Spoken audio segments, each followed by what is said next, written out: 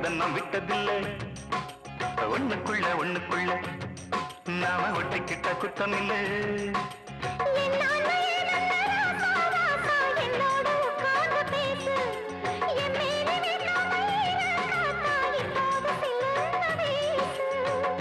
ஊட்டி வச்ச பூவிதை திறந்து